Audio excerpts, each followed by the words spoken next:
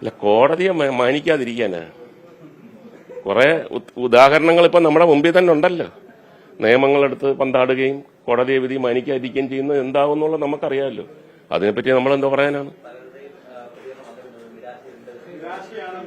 അത് ഓരോ ആൾക്കാർക്ക് ഓരോരോ പെർസെപ്ഷനാണ്. എന്താ അവര് വ്യൂ പോയിന്റിൽ നോക്കുമ്പം ചിലർക്ക് സന്തോഷമായിരിക്കും, ചിലർക്ക് നിരാശയായിരിക്കും. ഞാനിത് വിധിപ്പകർപ്പ് വായിച്ചതിന് ശേഷം ഇതിനകത്ത് എത്രമാത്രം അയാളുടെ പങ്കുണ്ടായിരുന്നോ അല്ലെങ്കിൽ ഇല്ലായിരുന്നോ, എവിടെയാണ് തെളിയിക്കുക, ഇതൊന്നും എനിക്ക് അറിഞ്ഞൂടാ. അത് വന്നതിന് ശേഷം ഞാൻ തീർച്ചയായിട്ടും പറഞ്ഞു. അത് തീർച്ചയായിട്ടും സർക്കാരിന്റെ തീരുമാനം അതാണെങ്കിൽ നമ്മളത് അനുസരിച്ച് നിൽക്കുക. അതൊരു വലിയ തീരുമാനമല്ലയോ?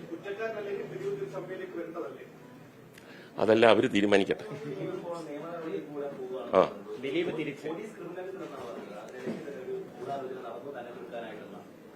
അതല്ല നമ്മൾ കണ്ടോണ്ടിരിക്കുകയല്ലേ, അതല്ല ഇനി തെളിയേണ്ട കാര്യങ്ങളല്ലേ. കുറ്റക്കാരനല്ലാതെ ഒരു നിരപരാധിയെ പോലും ശിക്ഷിക്കപ്പെടാൻ പാടില്ല. ഒരു നിരപരാധി പോലും ഒരു ശിക്ഷയും ഉണ്ടാകാൻ പാടില്ല എന്നുള്ള വിശ്വസിക്കുന്ന ഒരാളാണ്. അതെല്ലാവരും അങ്ങനെ തന്നെയാണ്. നിരപരാധിയാണെങ്കിൽ നമുക്കൊന്നും പറയാനില്ല.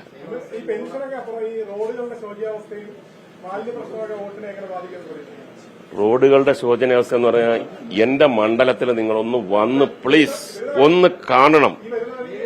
ഈ വരുന്ന എന്റെ മണ്ഡലമല്ല ഇത്, അതെല്ലാവർക്കും അറിയാം.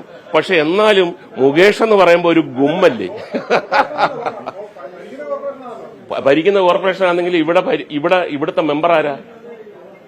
അതും നോക്കണമല്ലോ. Okay, thank you very much.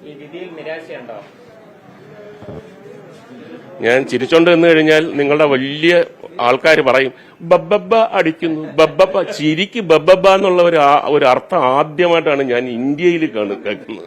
നമ്മൾ ഒന്ന് ചിരിച്ചു കഴിഞ്ഞാൽ, ആളുകൾ സന്തോഷമായിട്ടൊന്ന് ചിരിച്ചു കഴിഞ്ഞാൽ അത് ബബ്ബബ്ബ. എന്തോ ചെയ്യാനൊക്കെ. ആ അതെ, അതിന്റെ പ്രൊമോഷൻ ആയിരിക്കും ചിലപ്പം, പറയാനൊക്കെ ഇല്ല.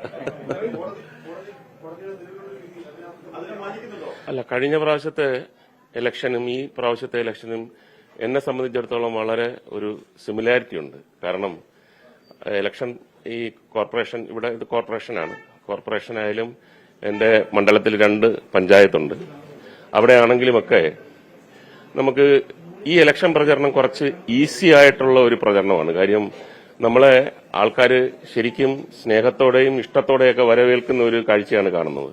നമ്മൾ പറയാൻ ഉദ്ദേശിക്കുന്ന കാര്യങ്ങളായാലും അവരിങ്ങോട്ട് പറയുന്നതെല്ലാം തന്നെ വികസനത്തിനെക്കുറിച്ചും അവരുടെ ക്ഷേമ പദ്ധതികളെക്കുറിച്ചും എല്ലാ വീടുകളിലും എത്തപ്പെടുന്ന അവരുടെ ആ പെൻഷനുകളെ പറ്റിയും അങ്ങനെയുള്ള കാര്യങ്ങളാണ് കൂടുതലും ഡിസ്കസ് ചെയ്യുന്നത്. അപ്പം ഒന്നൊരു ഓർമ്മപ്പെടുത്തൽ മാത്രമേ ഉള്ളൂ. അതിന്റെ ഒരു ഫലം കഴിഞ്ഞ പ്രാവശ്യം ഗംഭീരമായിട്ട് കൊല്ലത്തിനെ സംബന്ധിച്ചിടത്തോളം കിട്ടി. ലോകത്തെവിടെയായാലും ഏത് സമയത്തും 24 വാർത്തകളും ഓഗ്മെന്റഡ് റിയാലിറ്റി പാക്കേജുകളും എക്സ്പ്ലെയിനറുകളും വിശദമായി കാണാൻ ഞങ്ങളുടെ യൂട്യൂബ് ചാനൽ നിങ്ങൾക്ക് സബ്സ്ക്രൈബ് ചെയ്യാം.